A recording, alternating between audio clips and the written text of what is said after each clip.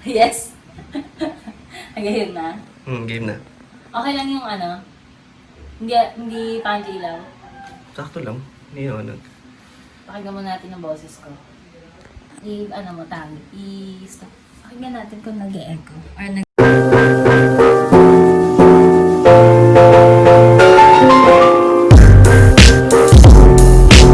Game?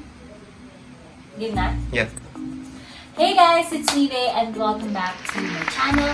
So for today's video, it's going to be a new episode of my how-to series. So as you can see from the title, we will be doing the how to clean your silver accessories, jewelries. So if you want to know how will I do it, then please keep on watching. Okay, so eto sing-sing ko. Suot ko to for May, June. Pangalawang 2 months na ngayon. And silver naman siya. Pero nakikita mo na nagkakaroon na siya ng mga parang mga marks sa sing-sing. Siyempre, hindi naman perfect yung mga accessories. So, nadudumihan din sila ito. So, ito, bumili ako ng silver sparkle. What's this? Polish something. Panglinis natin ng sing-sing. So, tignan natin kung ayan siya.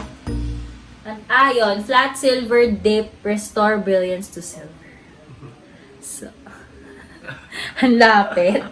So, 40 ml siya. Ayan. So, sabi dito,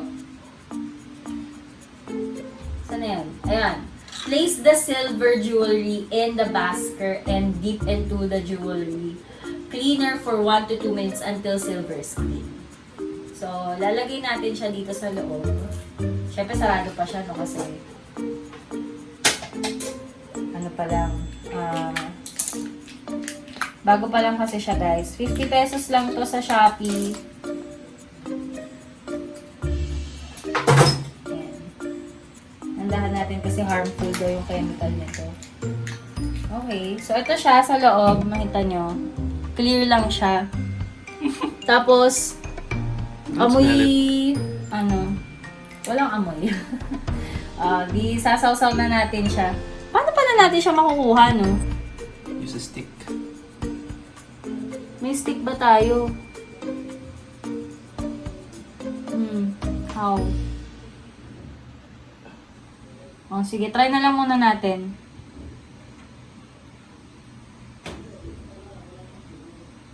Or baka pwedeng hawakan ko lang, hindi, no? No. Hindi malilinis ang buhok. Lub-lub. Okay, nilub-lub na siya, guys. Kita naman sa camera. Tapos, 1 to 2 minutes. So, wala sa na lang dyan sa video. Kasi kakat na lang natin. Mayroon tayo ng pangkuha dyan.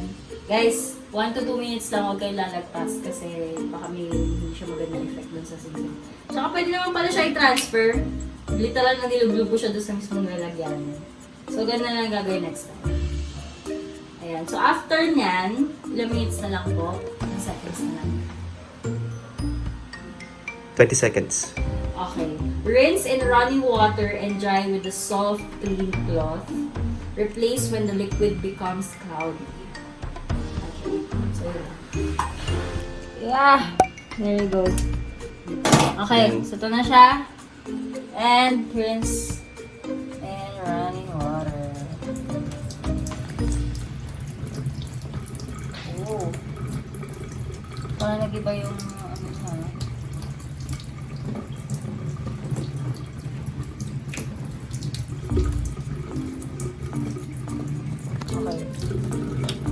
Okay, so baka tissue tayo.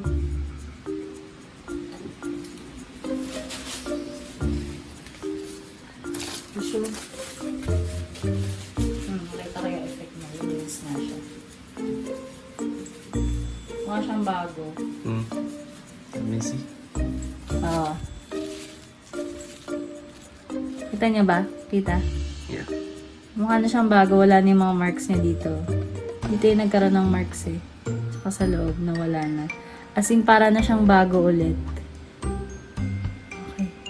Okay na. Yay! I'm so happy. Okay guys, thank you so much for watching. Sana may tutunan kayo kahit wala naman ano naman tong, explanatory naman tong video na to. I hope you like this video and I'll see you on my next one. Don't forget to subscribe. Ayun. Lumis talaga siya. Galing.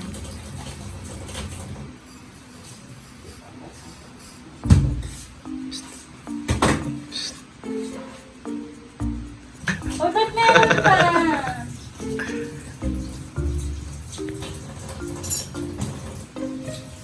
Sorry, snap.